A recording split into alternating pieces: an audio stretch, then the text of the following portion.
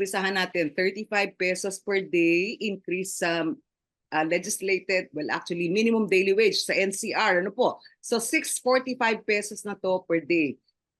Ito ho ba sa tingin niyo sapat o pwede pang i-stretch at apilahan? Sa pag-a-appeal, okay naman po.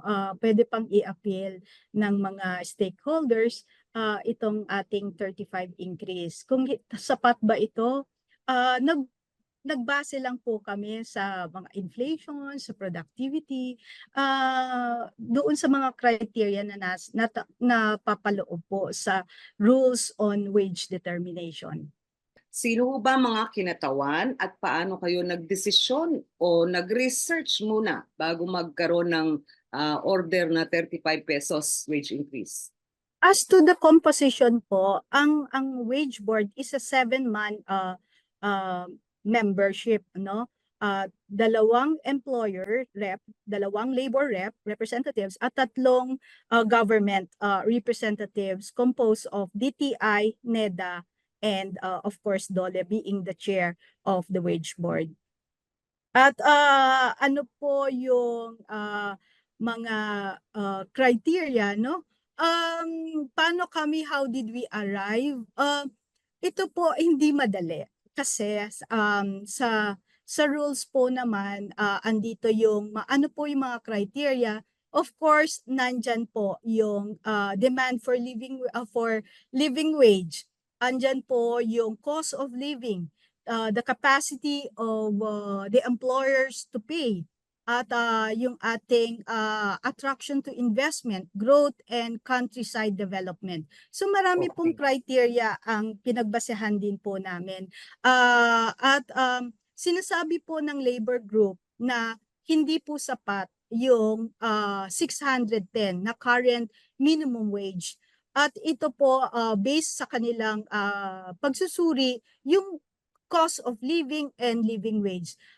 Sa Pilipinas po, in the Philippine setting, wala po tayong definition ng living wage. Wala pong enabling law on even the International Labor Organization sa ILO, wala pong nakalagay kung ano ang definition ng living wage. At and of course, hindi lang to ang basehan. At tinitingnan din natin, of course, may concern din ang employers, yung mga MSMEs. Kasi ito rin po ay malaki pong epekto ang pagtaas ng minimum wage sa ating mga MSME. Okay. Alright. Yan, kayo ho ba sa board nagkaroon ng balitaktakan na mainit bago nagkaroon ng consensus? Ano po ba to? Consensus o majority wins sa boto? Majority wins.